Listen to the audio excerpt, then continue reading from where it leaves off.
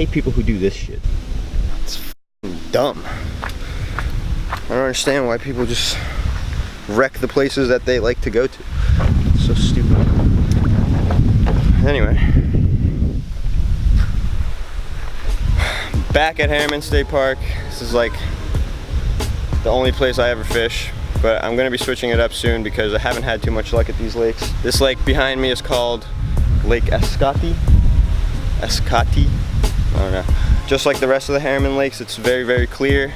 But this one's substantially smaller than most of them, so it's gonna allow me to cover most of the water on my kayak today.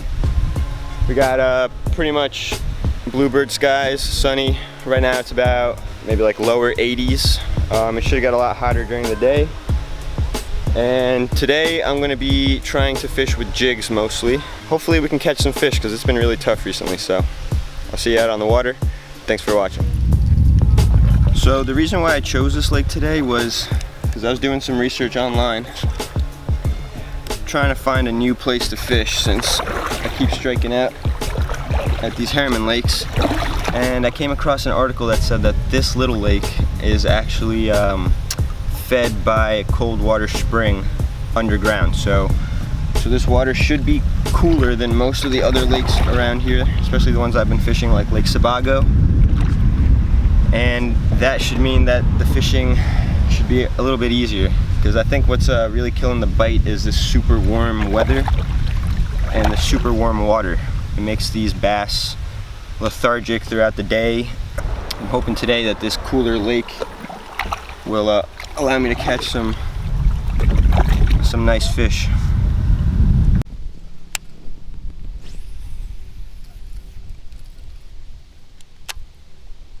Maybe I should tie a leader.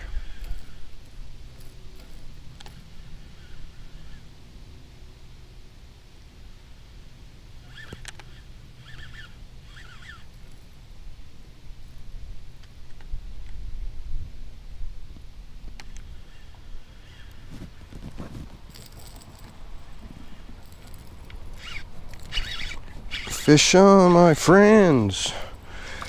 Woo! There we go, getting better. Got him on the jig. Check it out. Oh yes, jig fishing. That was today's plan. The little jig bass. It's a fatty. The jig bass. It's a little guy. It's a little dink, but hey, it's all good. I wasn't really expecting giants out of this lake, but there's a jig that we used. I like this trailer a lot. It's a real natural color right there. It's kind of a subtle presentation. The claws don't really like flutter or anything on the way down. I'm just trying to go for a very realistic look, because in this clear water can be very tricky to fish, because these fish can easily see the lure that you're using. So what you really got to do is go as realistic as possible with these imitations. But third little guy of the day, first one on the jig. Let's get back to fishing.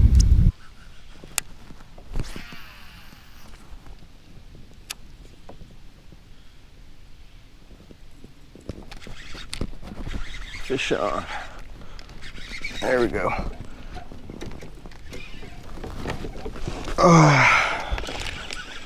Ooh, nice little hop. Little show for the camera. Another little dink. There we go. Another little dink. Caught him right there with the jig. Let's get it. Another small, but a hard fighter on the jig. Cool. Caught him right next to a laydown, right along the shoreline on the shady side. Very tight to cover, but I believe I saw that fish jump before. I guess he was hitting something on the surface of the water. So I figured I'd throw my jig there, and sure enough, he smacked that thing. I really like using these Strike King Bitsy bugs. I think these little jigs are great. I like to fish small jigs because in my area the water is very clear. and you know, I try to keep the presentation as compact as possible. I like to use jigs that are rather small and have like a brownish black, like tan color, because that's what the jigs look like around here. So I highly recommend these Bitsy Bugs. Booyah also makes some great jigs. This is a little finesse jig. Got a little red in there, light green. And lastly, the swim jig. I've been pretty successful this season with the black and blue swim jig. What I've been doing is putting a little curly tail black and blue worm as the trailer, casting it out into deep water, letting it sink, and just kind of reeling it back in with a little yo-yo. I like to call that the chill yo-yo. Some people like to do big hops. That's cool too, but I haven't really had any success on that. And lastly, we have football head jigs. To be honest, I've never caught a fish on a football head jig, and this one has a little rage tail trailer on it. It's got a really cool action in the water. Like a lot of times on TV, you see pros using these big ass mop jigs. Like this is pretty big. Like, I think that's a big mistake that people make, is they go out and they try to buy the same lures that the pros use, but they're fishing in completely different settings than the everyday fisherman.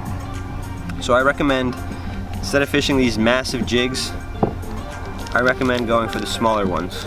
You can use that on spinning tackle, your everyday baitcaster. I've been using it on my 7-foot Wright & McGill Skeet Reese rod.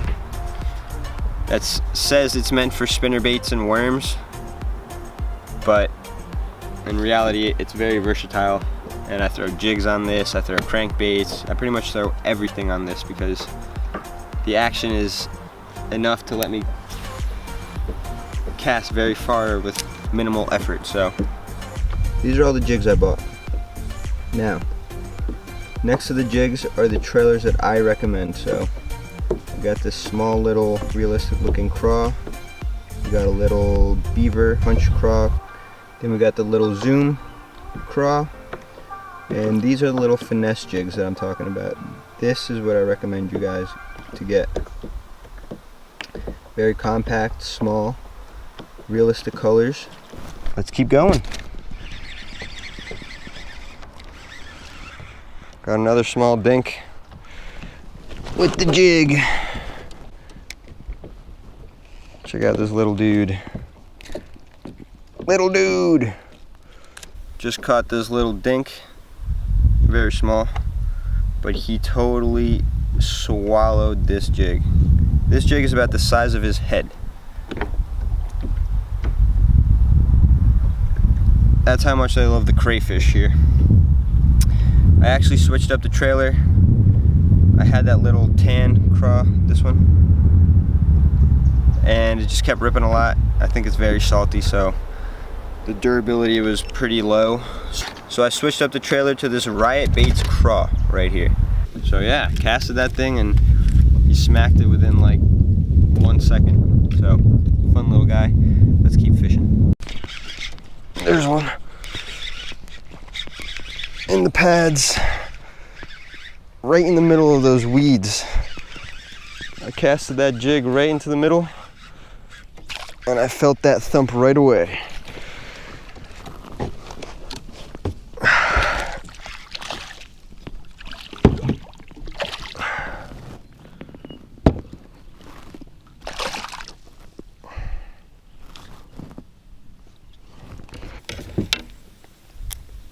Just caught this little guy right in the weeds. I think I saw him splash up a few times while I was talking about the jigs, and I've been trying to cast my jig in there, but I kept missing. And finally I was able to get that good cast in there, and he inhaled it as soon as it punched right through the weeds.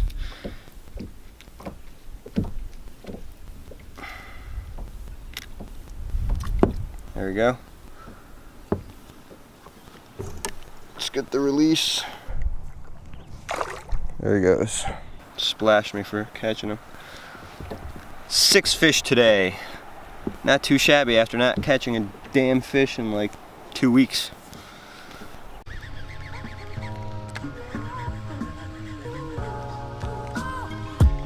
Alright, it's time to go home. Well guys, unfortunately that's it for today's episode. It was actually a lot of fun. It